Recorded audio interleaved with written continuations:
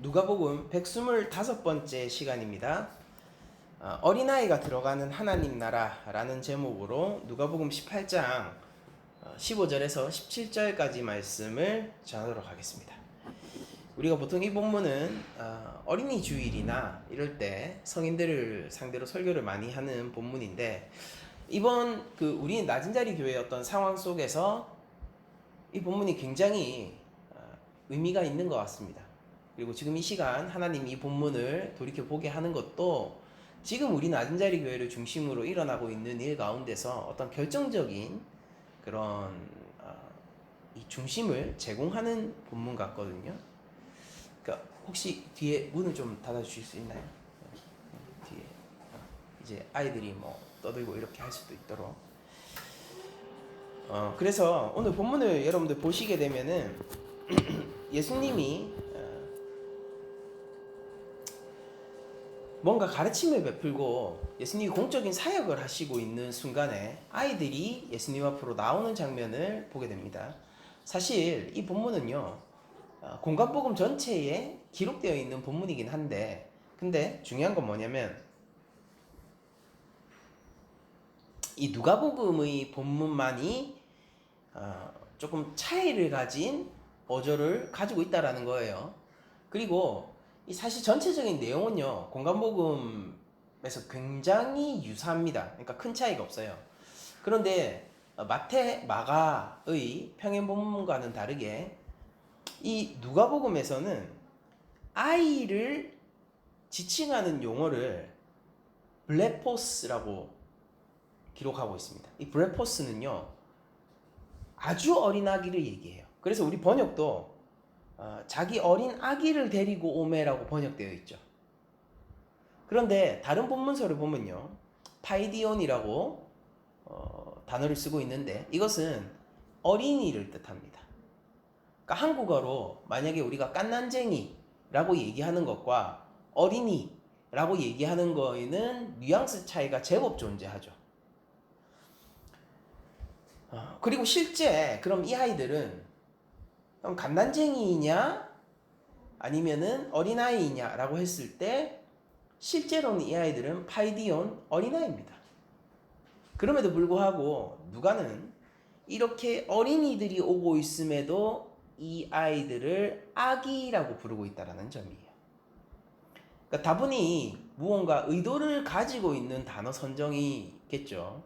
이게 다른 복음서들과는 다른 누가의 특이사항이고, 바로 이 지점을, 이 뉘앙스를 저희들이 잘 느껴야지 누가복음을 읽고 있는 거겠죠. 네. 우리가 평행본문들이 있을 때에, 특히 복음서에서 이 평행본문들이 있을 때에 각 복음서들의 차이를 느끼는 것이 중요합니다. 그래서 그 차이가 뉘앙스를 만들어내는 것이고, 그 뉘앙스를 읽어내는 게 곧 그 복음서를 읽고 있다라는 뜻이 되겠죠. 그래서 사람들이, 오늘 본문을 보면은 사람들이 예수께서 만져주심을 바라고 자기 어린 아기를 데리고 오고 있습니다. 그러니까 손을 잡고 이렇게 쫄래쫄래 왔겠죠. 왜냐면은 유대 사회에서는요, 안수해주고 축복해주는 일이 일반적으로 늘상 있었던 일 중에 하나이기 때문이에요. 특히나 1년에 한 번 있는 대속죄일 같은 경우에는 자신의 어떤 율법 선생이나 아니면은 제사장이나 이런 하나님을 섬긴다라고 여겨지는 사람들에게 자신의 아이들을 축복해달라고 안수기도를 부탁하는 일들이 의례적으로 있어 왔고, 그 외에도 아주 명망 있는 선생들에게 자신의 아이의 축복 기도를 받기 위해서 부탁하는 일들이 일상적으로 일어나고 있었던 겁니다. 그러니까 지금 이 상황은 특별한 상황이 아니라 그냥 늘 있을 수 있는 상황이 벌어지고 있는 거예요. 예수님은 지금 아주 영향력 있는 선생님이 되었고요. 그리고 그 선생님을 사모하고 그 선생님의 축복 기도를 받기 위해서 아이들을 여느 때처럼 부모들이 데리고 오고 있는 겁니다. 근데 문제는 뭐냐면은 제자들이 지금 그걸 제지하고 있다는 거예요. 여기 본문은 제자들이 보고 꾸짖었다라고 얘기하는데, 여기서 꾸짖었다라고 얘기하는 건 말로 하는 거죠. 그러니까 본문상에서는 말로 이렇게 얘기했는데 실제로는 저의 상상이에요. 실제로는 이런 거 아닐까요? 우리가 만약에 설교 시간에 누군가 모르는 사람이 아이를 데리고 앞으로 나오고 있으면은 전도사님들이나 부목사님들이 어떻게 하겠습니까? 잠시만요. 여기서 몸으로 잠깐만요. 이렇게 하지 않겠어요? 약간 그런 상황을 여러분들이 생각하시면 돼요. 그러니까 꾸짖었다라고 얘기하는 건 뭐냐면은 어떻게 그런 일을 할 수가 있어가 아니라 지금 그러면 안 된다라는 거예요.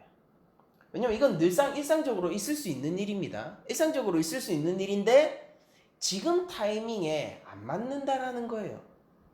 아마도 예수님이 공적인 가르침을 베풀고 있는 시간이거나 혹은 예수님이 공적인 사역을 하면서 병자들을 치료하고 있는 등 매우 중요한 일을 하고 있고 이것을 방해하면 안 된다라는 상식적인, 너무나도 상식적인 일이에요. 여러분들 생각해 보세요. 제가 공적으로 지금 설교를 하고 있죠.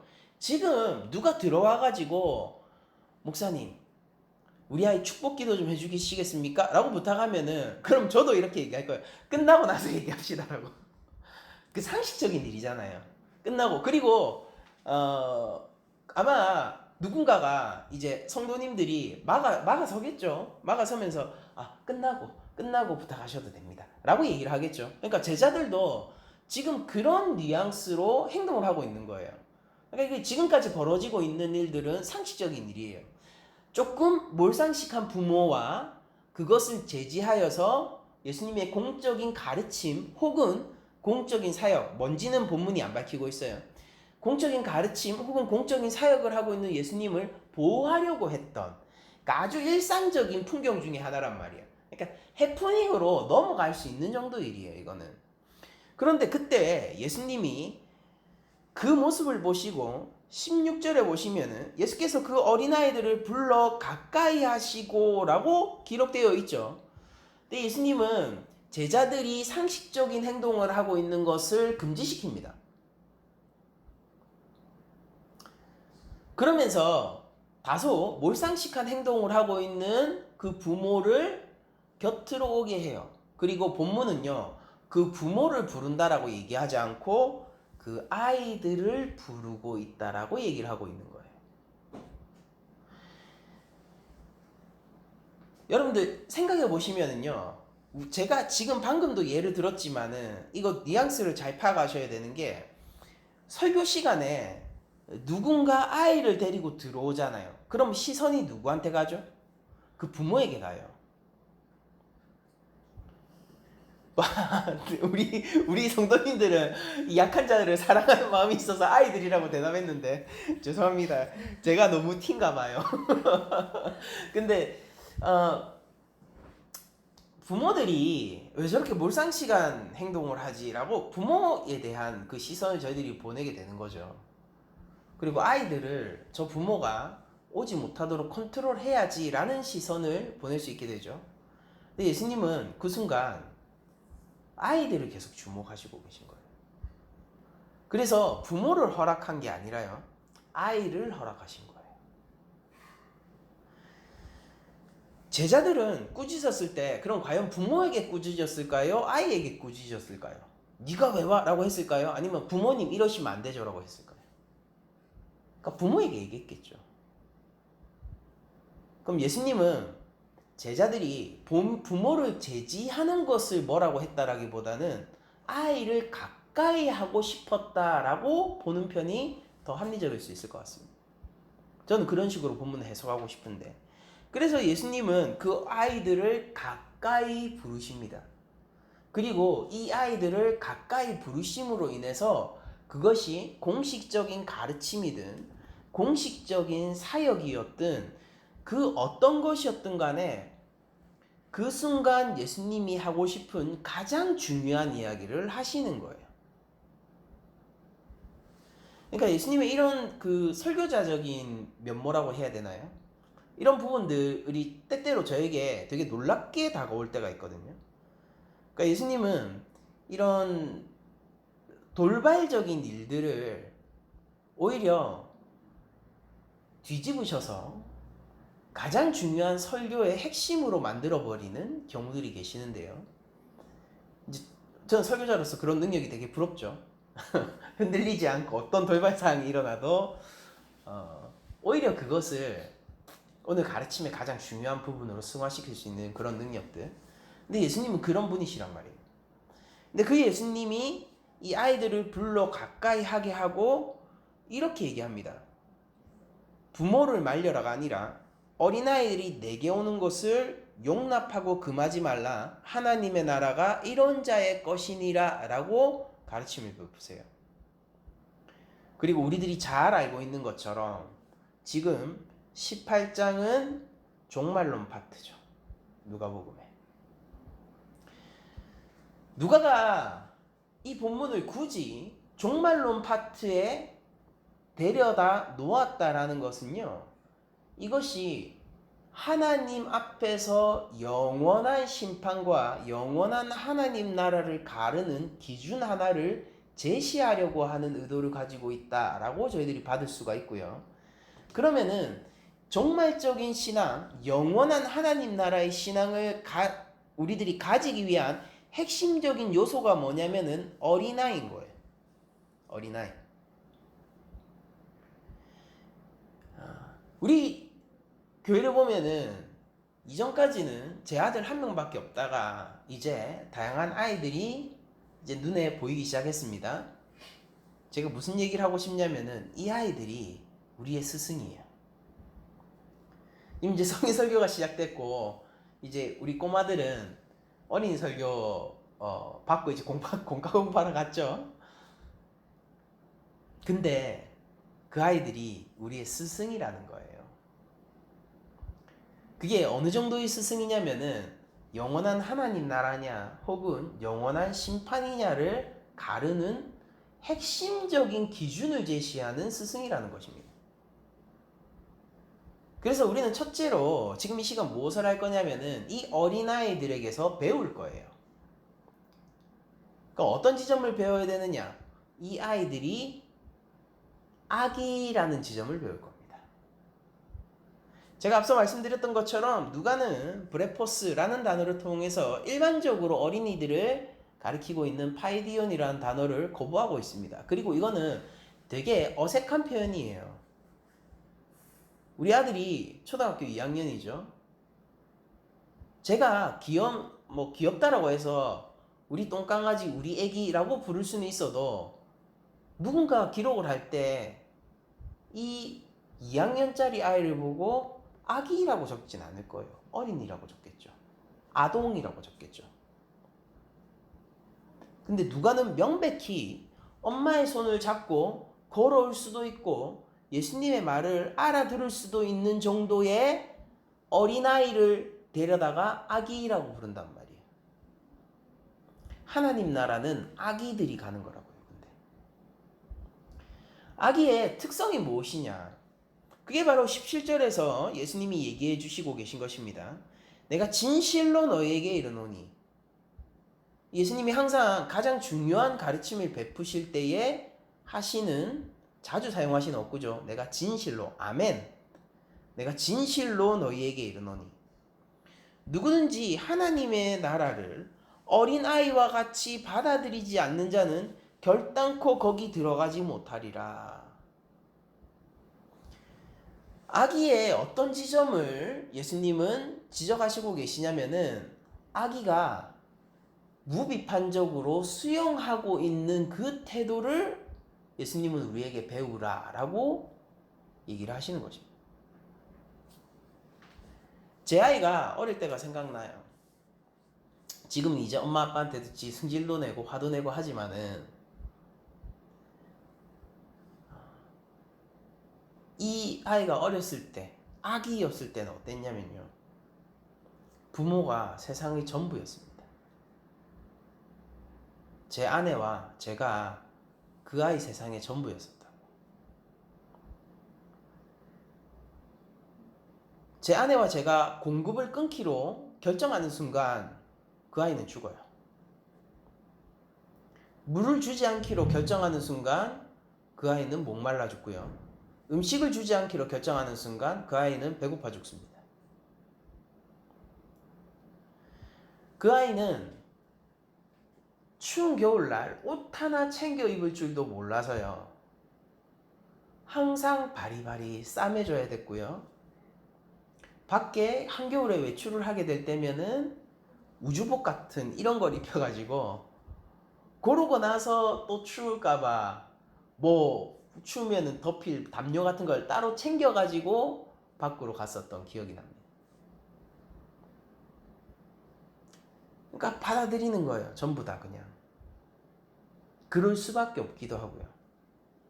근데 이게 바로 이런 절대적인 의존과 절대적인 신뢰의 태도,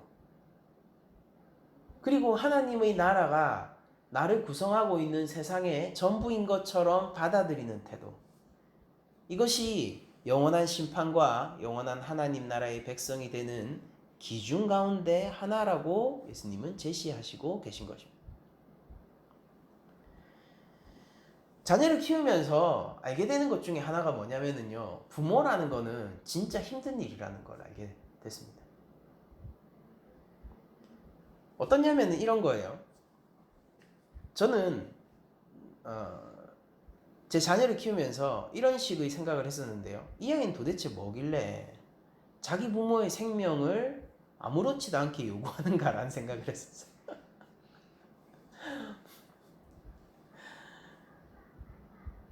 그러니까 건강을 해쳐요. 이 아이를 키우기 위해서. 당시 제 아내가 우리 아이를 키우면서 허리에 굉장히 무리가 가가지고 병원을 다니기도 하고, 또 우리가 바라보는 게 이 손목 같은 거 많이 나가잖아요. 저희 아내도 늘 손목 아래를 차고 아이를 안고 있었고, 그리고 좀 크니까 이제 애가 멈추지 않는 영원한 게 샘솟는 체력으로 아빠와 함께 놀아달라고 하는데 그거 한 며칠 하잖아요. 진짜로 생명력이 깎이는 느낌이에요. 야근을 한번 하지. 이 아이는 뭔데? 근데 이 아이는 뭔데? 당연하게 부모의 생명을 요구하는가? 그리고 도대체 부모는 무엇이길래 이런 모습을 사랑하는가? 그러니까 하나님 안에서 우리가 어린 아기가 된다라는 것은 무엇이냐면은, 그러니까 하나님께 모든 것을 의존하고 하나님의 공급을 그냥 받으면서 당연한 듯이 사는 거예요.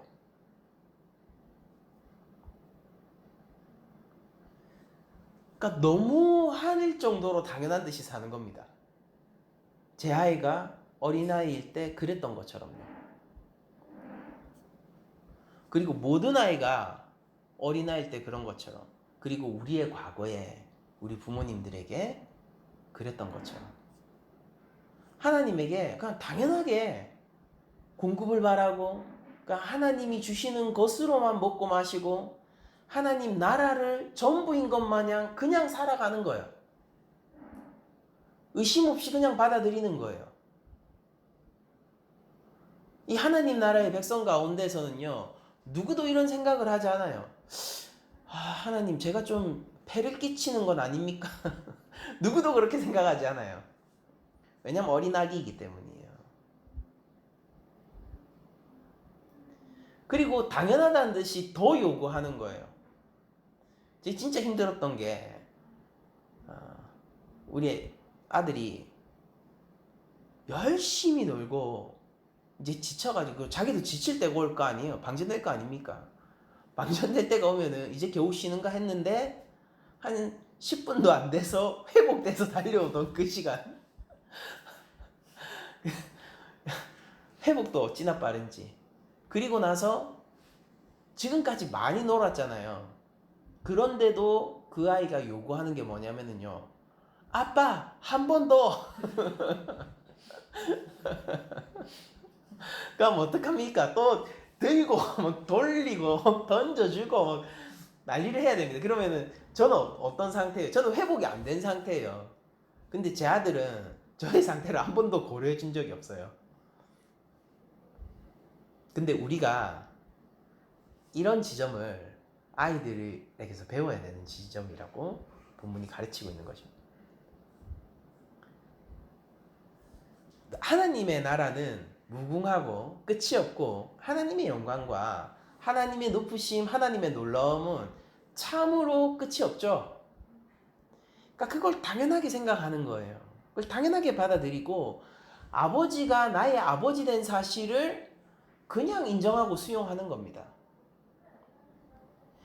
제가 성도들을 만나서 이런저런 상담을 해보다가 항상 어떤 지점에서 그 사람이 막혀 있다라고 느끼게 되냐면은 저 사람은요, 하나님이 나의 아버지라는 사실을 낯설게 느끼거나 의심하고 있는 경우가 되게 많습니다.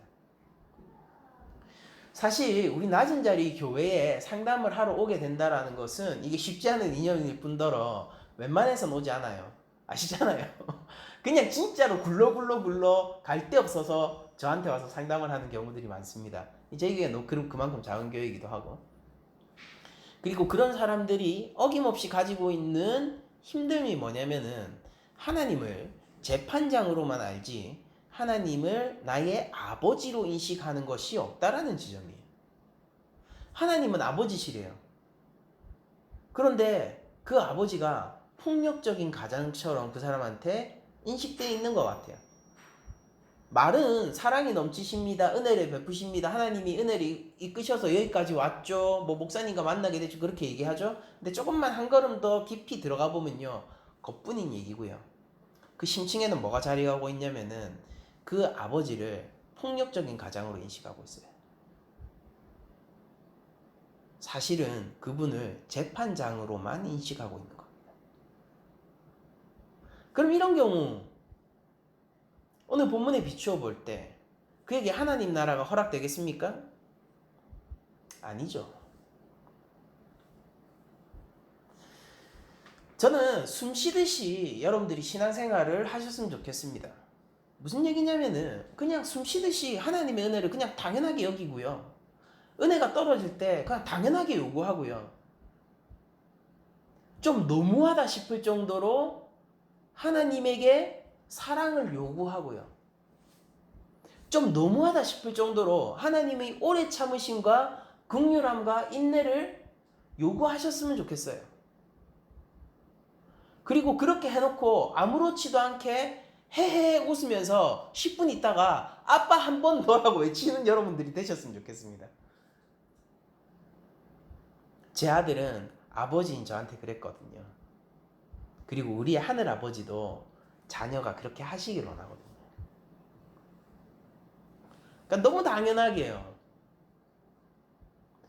하나님이 나를 사랑한다는 것에 의심을 하지 않는 거예요. 제 아들은요. 그럼 다른 사람에게는 그렇게 하느냐? 그렇게 안 했어요. 왜냐면은 내가 이렇게 했을 때 저 사람이 싫어하거나 해를 끼칠지도 모른다라고 생각을 하기 때문이에요. 그런데 왜 저한테는 끊임없이 욕을 했을까요? 당연하다는 듯이 은혜와 사랑이 무한정 샘솟을 것처럼 행동을 했을까요? 제 아들은요, 그냥 저를 숨 쉬듯이 나에게 당연히 사랑을 주는 게 내 아빠지라고 생각을 하고 있기 때문이에요. 사실은 이건 훨씬 더 본능적인 영역에 있는 겁니다. 내가 가만히 생각을 해보니까 내 아버지는 나를 배신 안 할 것 같아. 나를 사랑할 것 같아. 라고 생각해서 저한테 놀아달라고 한 게 아니라 그냥 새겨져 있는 거예요. 진지하게 한 번도 생각해 본 적이 없습니다. 제 아들은. 그렇기 때문에 제 사랑과 저의 인애를 한 번도 의심해 본 적도 없어요. 제 아들은. 당연히 아빠는 나를 사랑해요. 그게 내 세상이에요. 당연히 아빠는 나에게 인애를 베풀어요. 그냥 그게 내 세상이에요. 근데 그게 하나님 나라를 들어가는 자의 기준이 된다고요. 우리가 아이들에게 배울 수 있는 것은 바로 그 지점인 것이죠. 절대적인 신뢰와 의존입니다. 하나님의 반응은 무엇입니까? 그럼 그런 절대적인 신뢰와 의존을 우리가 보여줄 때에 하나님은 어떻게 반응해 주시냐면은 신실하게 반응하시죠. 절대 배신 안 하세요. 아버지의 사랑에 기대잖아요. 그럼 아버지는 사랑으로 응답하세요. 내가 신은하며 아버지의 긍휼에 기대잖아요. 그럼 아버지는요, 품으심으로 반응해 주세요.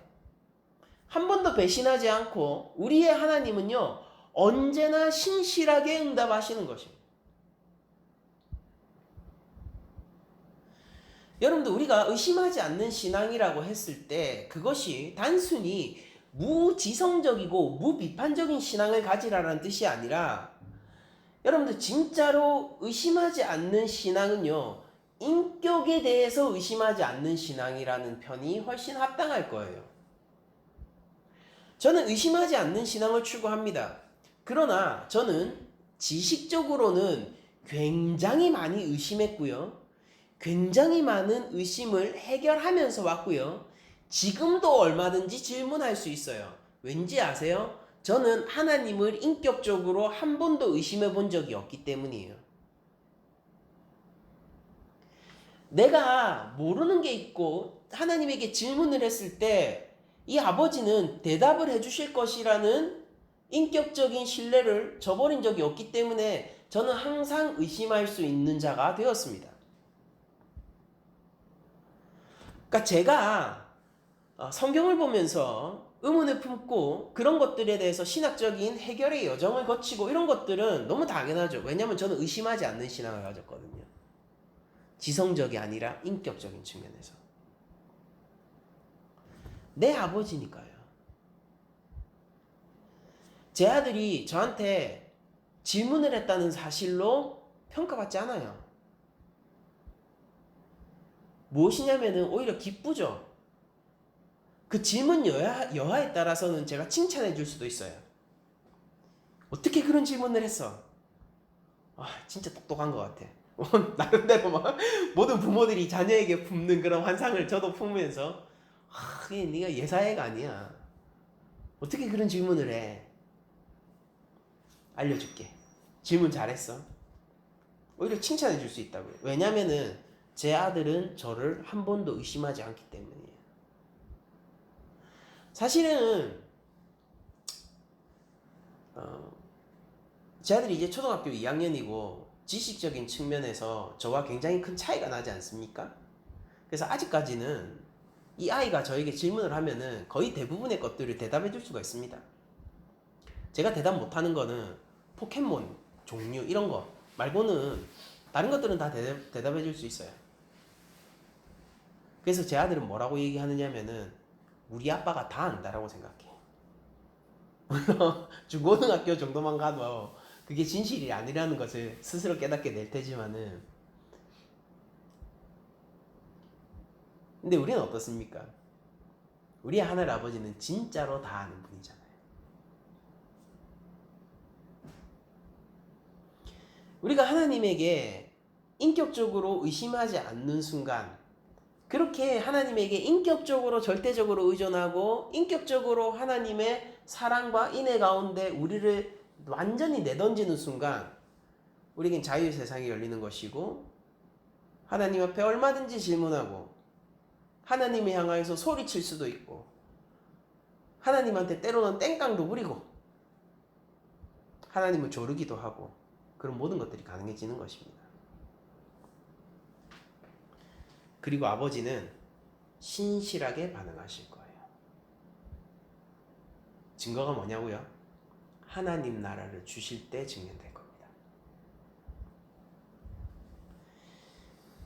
우리 낮은자리 교회들은요, 그래서 우리 낮은자리 교회에 우리 어른들은, 그래서 오늘 본문을 보면서 미션이 두 가지가 생겨요.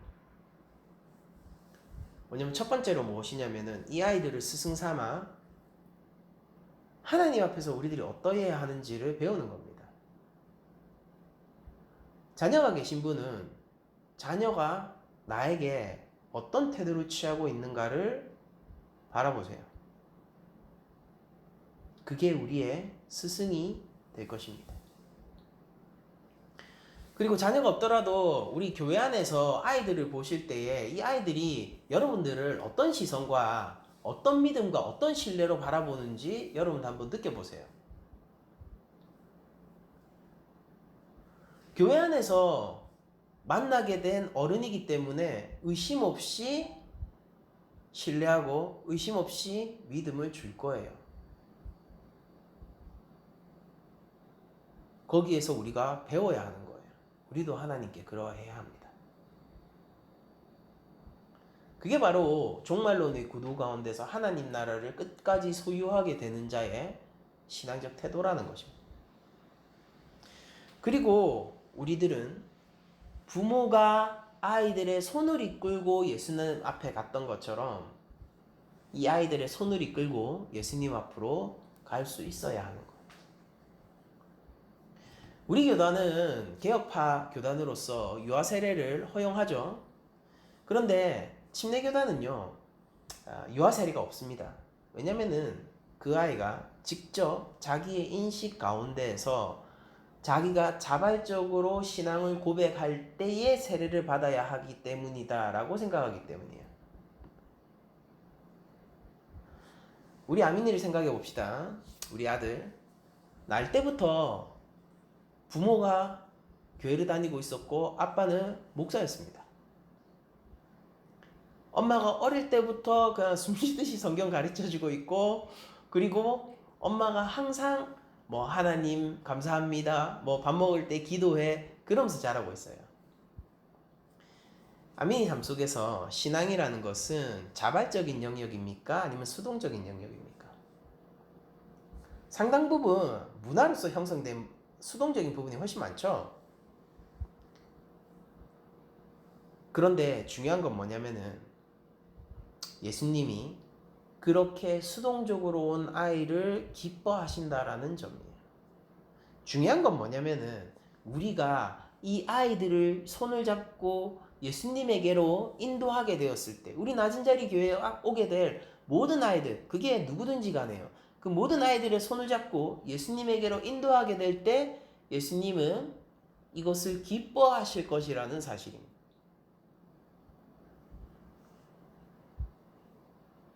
포인트가 어디 있냐면은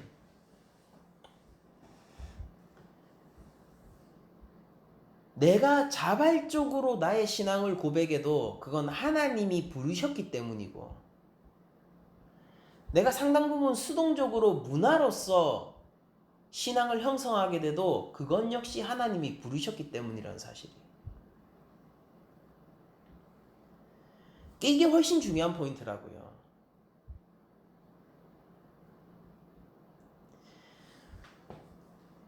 저도 자신의 신앙을 자기가 고백하는 것이 매우 중요하다고 생각합니다. 그런데 또한 그에 못지않게 중요한 게 뭐냐면요, 어릴 때부터 손을 잡고 주께로 이끌어가는 어른들의 도움이 중요하다는 사실도 잊지 말아야 하는 것이에요. 우리가 유아 세례를 주는 이유는요, 사람의 결단보다 하나님의 구원 계획과 하나님의 부르심이 훨씬 중요하다고 생각하기 때문이고, 이렇게 믿는 부모 사이에서 태어난 아이가 하나님의 계획 가운데 없을 리 없다라는 확신 가운데에서 유아 세례를 주는 것이거든요. 지금 여기 있는 아이들 생각해 보세요. 지금 총 4명 나왔었죠. 이 4명의 아이들. 한 번이라도 우리 교회에 와서 한 번이라도 하나님에 대해서 듣고 예수님에 대해서 듣게 되었단 말이에요. 이 일을 적은 일로 여길 것이 아니라 하나님이 부르신 아이들로 인식을 하고, 우리는 그 이후에 계속해서 제자들이 꾸짖는다 하여도 하나님 앞으로, 예수님 앞으로 이 아이들의 손을 잡고 데려갈 필요가 있다는 것입니다. 이게 우리의 두 번째 할 일이에요. 그러니까 이 아이들은 하나님 나라를 알려주는 스승인 동시에 우리의 책임 가운데서 하나님 나라로 우리가 데려가야 할 갓난 아기들인 것입니다.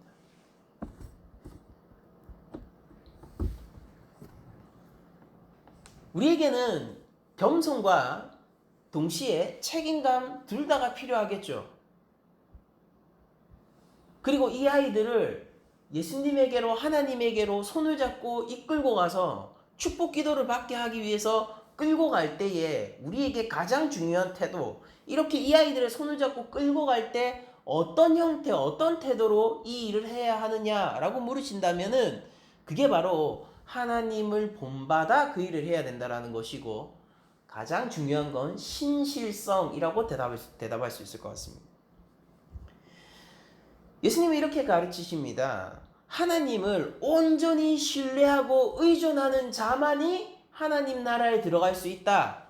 이 어린아이처럼 하나님을 온전히 신뢰하고 하나님에게 온전히 의존하는 자만이 하나님 나라에 들어갈 수 있다. 그러면은 반대로 얘기하면은 하나님은 그런 자들에게 언제나 신실하시다라는 뜻이잖아요. 그럼 우리도 이 아이들을 하나님에게로 데리고 갈 때 우리가 위로는 하나님의 신실함을 의지하고 아래로 이 아이들을 향하여서는, 이 옆이라고 할까요? 이 옆으로 우리의 아이들을 향하여서는 어떻게 해야 됩니까? 하나님의 신실함을 닮아 우리도 이 아이들에게 신실함을 보여줘야 되는 거예요. 이 아이들을 예수님의 사랑에게로 나가게 하고 싶습니까? 그럼 이 아이들의 손을 잡고 하나님의 사랑, 예수 그리스도의 십자가 사랑으로 함께 손을 잡고 이끌어갈 때, 그때 우리들은 어떤 형태로 이 손을 잡고 이끌어가야 되냐면은 바로 예수님의 사랑을 따라 이 손을 잡고 이끌어가야 되는 거예요. 이 아이들이 예수님의 용서 가운데로 가야 합니까? 그럼 우리들의 태도는 무엇입니까? 예수 그리스도 하나님의 끝없는 용서의 태도 가운데에서 이 아이들의 손을 잡고 이 아이들의 믿음과 신뢰를 배반하지 않으면서 가야 되는 거예요. 이 아이들은 이해 못해요. 어른들에게도 어려움이 있는 거라는 걸 이해 못한다고요. 제 아들은 이해 못해요. 아빠한테 힘든 일이 있다는 걸 이해 못한단 말이에요. 그래서 이렇게 생각합니다. 아빠가 오면 해결되겠지? 제가 가도 곤란한 상황이 있단 말이에요. 자기가 사고 쳤어요, 학교에서. 사고 쳐서 그럼 그 뒷수습이 얼마나 힘듭니까? 근데 제 아들은 어떻게 생각하느냐면은, 그래도 힘들지만 아빠가 오면 해결될 거야. 어떻게든 해결될 거야. 그렇게 생각을 해요. 그럼 그런 신뢰 가운데서 그냥 밑도 끝도 없던 신뢰잖아요. 그 신뢰 가운데서 제가 어떻게 하기를 원하냐면은 그 아이 신뢰에 신실함으로 응답하기를 원해요. 우리 아이들이 어쩌면 커서 이렇게 얘기할지 몰라요. 그래도 저 집사님, 저 장로님, 저 목사님이면은 이런 상황 속에서 내가 누군가를 심하게 미워하고 있지만은, 그러나 저 집사님이라면은 용서하겠지? 그 아이는 아마 이해 못할걸요? 우리도 용서하기 힘든 일들이 너무 많다는 것을. 그래도 우리가 어떻게 해야 되겠습니까? 어렵지 않게 용서하겠지? 왜냐면은 저 집사님은 집사님이니까, 저 장로님은 저 장로님이니까, 저 목사님은 저 목사님이니까 라고 얘기할 때 어렵지 않게 용서하는 자처럼 지어져 있어야 될 거 아닙니까? 여기 있는 아이들도 언젠가 커서 20살이 되고 대학에 가게 될 거예요. 고등학교에 대한 정반대의 상황, 모든 것이 얽매여 있다가 모든 것이 갑자기 한순간에 해방된 그 순간을 맞이하게 될 거고, 그 순간 세상의 즐거움과 유혹이 얼마나 큰지도 경험하게 되겠죠. 그때 이 아이들은 어쩌면 이렇게 생각할 거예요. 아, 그래. 저 집사님은, 저 장로님은, 저 목사님은 이런 경우에도 삶을 절제하겠지? 실제 우리가 삶을 절제하는 사람이 되어 있어야겠죠, 그러면.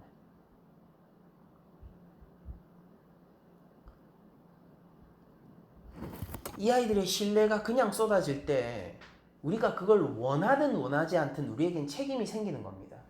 우리 한 공동체잖아요.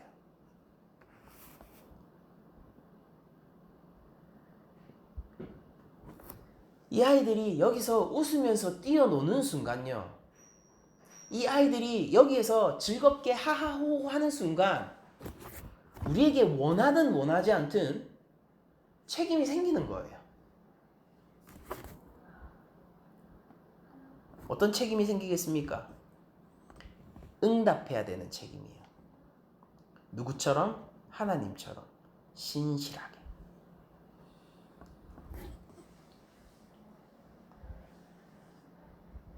아이들에게서 하나님 나라의 비밀을 배우는 동시에 이 아이들에게 하나님의 청지기가 되어서 하나님의 신실함을 알려줘야 하는 거예요. 여러분들, 아동교육에 있어서 가장 중요한 지점이 뭘까요? 그러니까 저는 저희 교회가 아이들이 크기에 굉장히 좋은 교회라고 생각을 해요. 환경적으로는 그렇지 않아요. 시설적으로는 전혀 그렇지 않습니다. 그런데 왜 아이들이 크기 좋은 교회라고 생각을 하냐면요, 우리에게는 신실한 어른들이 있기 때문입니다.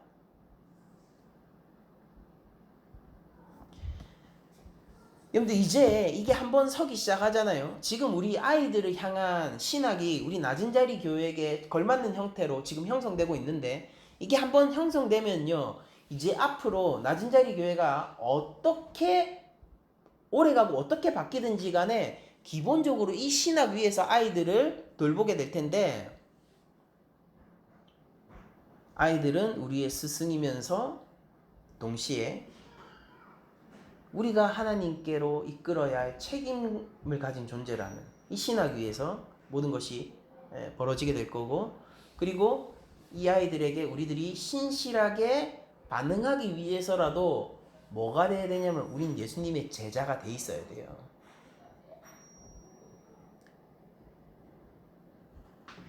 프로그램요, 저도 프로그램 남 못지않게 했습니다. 뭐 지금 돌이켜보면은 뭐 옛날 프로그램이라 할지 모르겠지만은 지금 최신 프로그램도 20년 30년 지나면 옛날 거 될 거 아니에요? 공과 공부요? 제자 훈련요? 남부럽지 않게 많이 했다고요. 수련회요? 매년 갔습니다. 그래서 내가 정작 정말 중요한 순간에 의지할 것이 있었느냐? 없어요. 뭘 해온 겁니까?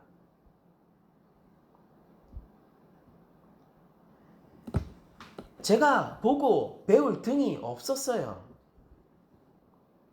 그래서 저는 대학을 가자 즉각적으로 무신론자의 길로 전향했죠.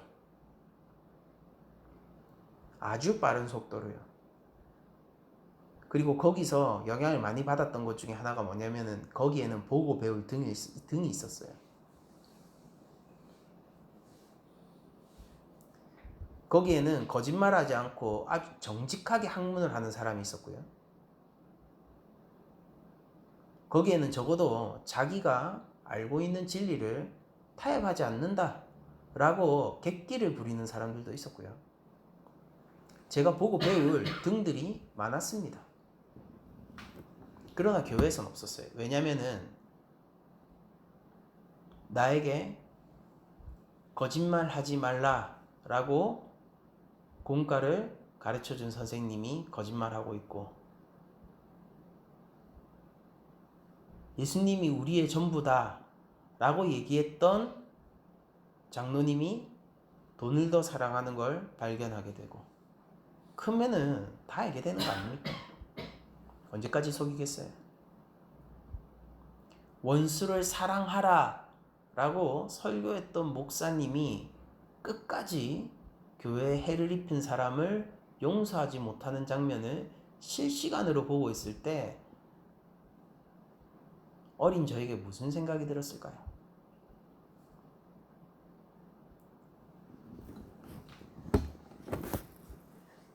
어쨌든 저의 어린 시절은 보고 자랄 등이 없었지만은, 그러나 하나님의 은혜로 여기까지 왔습니다. 그래서 우리 낮은 자리 교회에서는 그런 일이 두 번 다시 일어나지 않기를 정말로 정말로 하나님 앞에 기도합니다.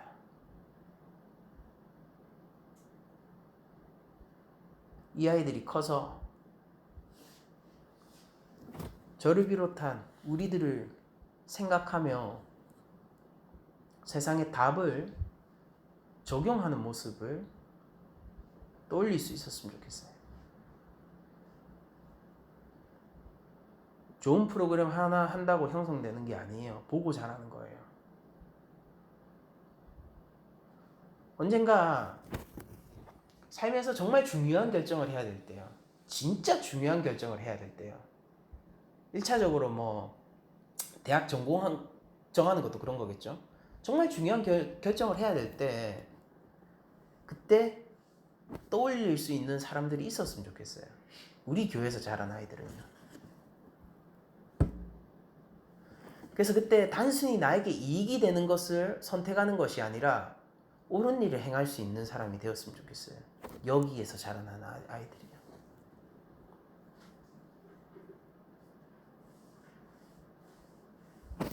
내가 행복해질 것이라고 예상되는 길을 선택하기보다 여호와 경외의 길을 선택할 수 있는 아이들이 되었으면 좋겠어요. 여기 있는 아이들은요. 그리고 그때 의심 가운데서 그런 결정을 하는 것이 아니라 이미 증명하고 있는 사람이 있어 라고 하면서 누군가의 등을 따라갈 수 있었으면 좋겠습니다.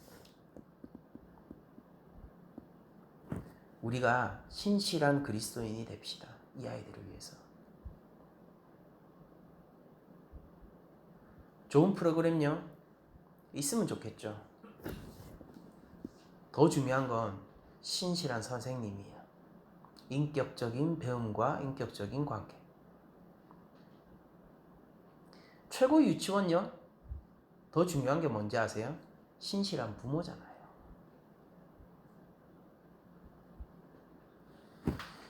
최고의 고등학교요? 뭐 대치동. 이게 참 이게 어디 지역이냐가 참 입시에 중요해. 그런 얘기.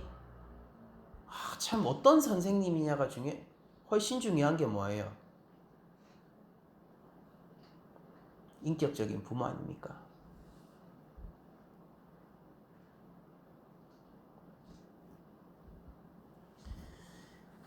핵심과 중심을 놓치지 말아야 합니다. 우리는 어린아이는 주님께 오는 것을 주께서 기뻐하신다는 사실을 발견합니다. 약자를 멸시하지 않으시고 어떤 중요해 보이는 가르침과 중요해 보이는 일 가운데에서도 그것을 잠시 스톱하고 이 아이들을 안아서 축복할 만큼 그 아이들을 사랑하시는 거예요. 우리 하나님도 우리에게 어린아이가 되기를 요구하시겠죠. 그 어떠한 중요한 일이 있고 우리가 생각할 때는 멈출 수 없는 일이 있을 것 같은 그 순간도 우리가 어린아이처럼 다가갈 때 하나님은 멈추시고 축복해 주시며 안아주시겠죠. 그리고 우리 교회도 아이들에게 그렇게 행해야겠죠. 아이들이 용납되는 교회, 아이들이 존중을 받는 교회, 어른들이 이 아이들을 보면서 천국의 비밀을 배우는 교회, 그 겸손함 속에서 이 아이들을 섬겨줄 수 있는 교회, 또한 이 아이들을 예수님에게로 이끌어가 그 주님의 축복을 받게 하기 위하여서 신실한 그리스도인으로서 성부를 따라 행하기로 결정하는 교회.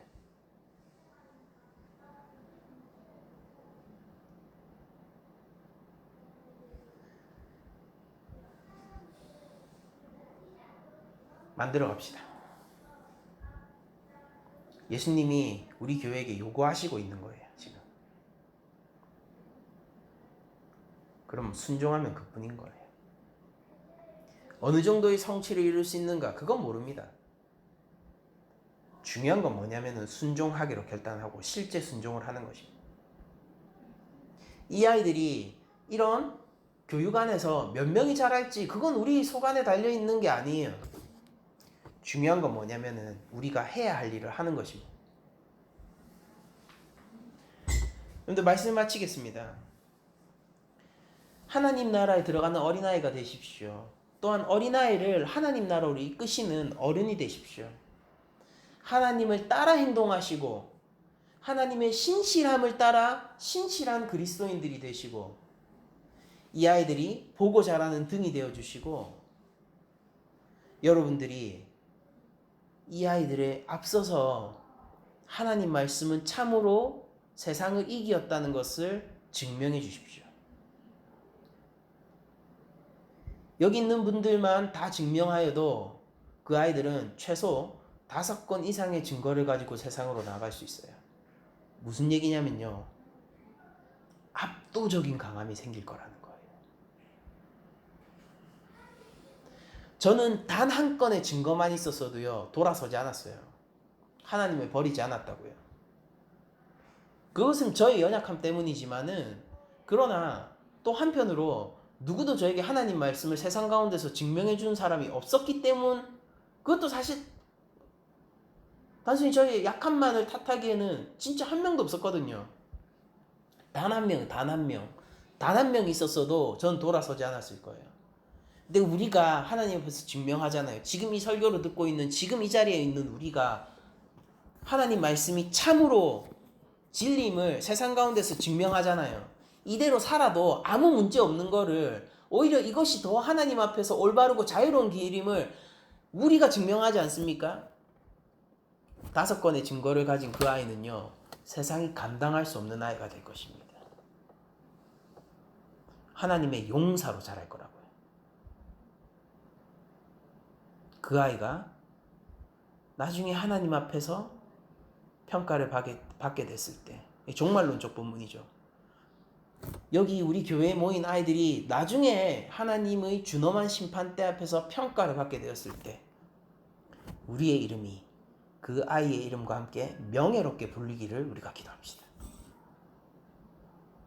그 자리에서 우리가 수치를 당할 것을 거부하고 그 아이의 이름 가운데서 이 한 사람 한 사람 이 아이들의 이름 가운데서 우리가 명예롭게 하나님 앞에서 함께 그 이름이 불리기를 우리가 결단하자. 그러니까 이번 주도 결론은 똑같아요. 예수님 잘 믿고 증명해 주세요. 실제 하나님 말씀으로 살아도 아무 문제 없다는 것을 증명해 주세요. 순종하면서 살아도 아무 문제가 없다는 걸 증명해 주세요. 이게 어리석은 길이 아니라 여호와의 경외의 길이야말로 참 지혜의 길이고 행복의 길이라는 것을 우리 함께 힘을 합쳐서 증명합시다. 한 주간 어린아이 같은 여러분들이 되시기를 바라면서 또한 훌륭한 어린이 되시기를 축복드리면서 모든 말씀을 마치도록 하겠습니다.